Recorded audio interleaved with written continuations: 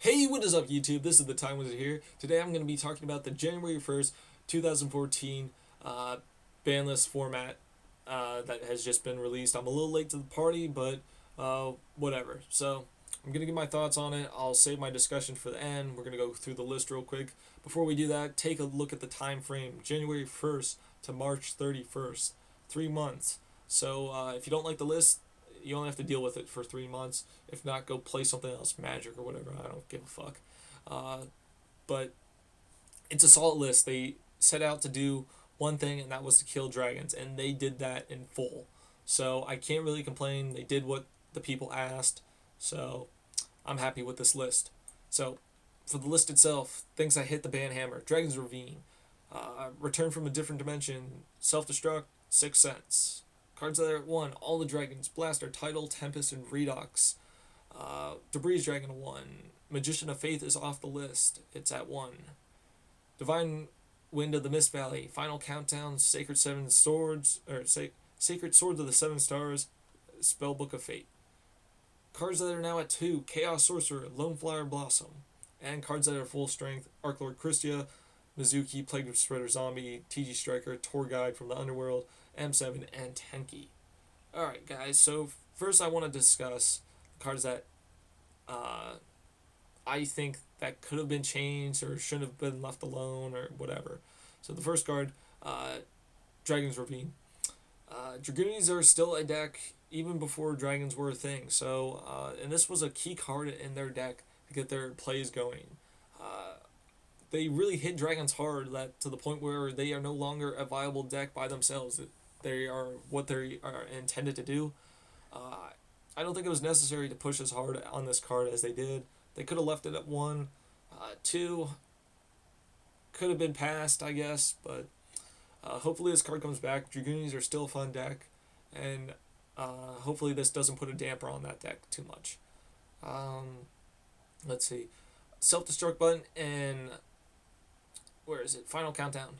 They're trying to promote wins instead of tying, which I'm completely fine with, because if you do tie, it's almost like chalking up a loss anyway.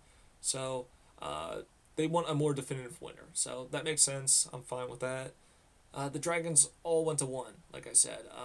Some people said they could have been passed at 2, but I don't think so. Somewhere, somehow, someone would have made a Dragon deck and would have made it viable again somehow. So at 1, completely fine. They are now what they were intended to be used as. Lake Dragon's Ravine, Debris Dragon here. They pushed a little bit hard on this card, I think. Before dragons were a thing, this wasn't being really used except for in the plant engine, which people really don't use anymore because that was hit way back ago. So I think it would have been fine leaving this at 2, unless some of the new support that I'm completely forgetting about that this could be abused in. Let's see. Big card, a lot of hype behind it. Magician of Faith. I suggest if you want this card and you want to play it and test it out, you go pick it up. Why it's still cheap right now. I've seen it steadily rise in the last 2-3 days since the list has been released. The highest rarity it came out as a rare. It also came as Mesoic. I can't say that word correctly. In Battle Pack 2. So if you're looking for some sort of high rarity version of that, it may be a little tough now to get a hold of. I don't think this is going to be that big of a deal. Sure, it can be splashed into spellbooks and I guess Gravekeepers, the 2 decks that come to mind real quick. More or less spellbooks, because you can re-pick up that Spellbook of Fate that's now at 1. But remember, it is a slow card. It is a flip effect. Some people may be pushed away from that. I don't think this card is going to be that big of a deal. If you get it off, good for you. It's that +1, but it is still a really weak card. So, moving down the list. Divine Mist Valley, that was because of Harpy Dancer. That makes sense.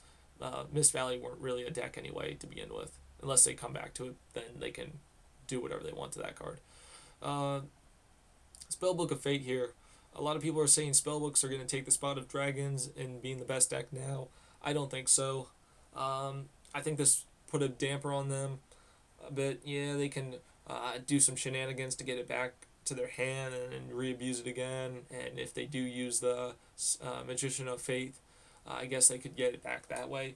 But I'm fine with this at 1. It really makes me happy. This card is broken. Every time I played against spellbooks, it made me worry to run into this card because they can break your whole combo, destroy everything you got with this card. It just picks apart your deck. Let's see. Loneflower Blossom, I thought that was interesting. I guess they're trying to promote the new Shinra plants. Correct me if I'm wrong on the name on that, but I don't think that deck's very good to begin with, but I guess it's fine at 2. I don't see too much harm coming from that. On to the big thing I really want to talk about, Tenki. It's pretty much like the Rhoda for Beast Warriors. Let's be honest. It at 2, I could bear it at 2. It was fine. Constellars use it, Bujin, Fire Fist. It was their search for everything. Putting it at 3, I don't think is really fair, but they're trying to promote the new Bujin stuff. They're trying to get their product to sell, so it makes sense why they do this. But I really think you're gonna have to look out for Fire Fist and Bujin a little bit because of this card, just because they're gonna always be able to get what they need to hand. If anything, people are now just gonna be maiming Dust Tornado and siding that more and saving their MSTs to stop them from getting their searches off. So, really didn't think that card needed to be touched away from 2. But in terms of how this looks, the decks that I think that are going to be something to reckon with next format, Spellbooks definitely, they still have the draw engine. Mermails, they are going uncontested now. Dragons aren't a thing. Depending on how good the Gravekeeper support is, that's going to be something. Fire Fist, Bujin, Infernities will be a solid deck yet. Also, there was something down here. Tour Guide 1 to 3, they realized that wasn't a big of a problem. If you know anything about the new Archfiend support, they have a card that came out, might have been Judgment of Light, Archfiend Ares or something. It's a level 3 fiend that can be searched with Tour Guide, and then they can get some really good combos going off of that. So that is something to look out for. I think Archfiends, they finally get the rest of their support coming, so that's something to look out for. They got a pretty strong lineup. In terms of other decks,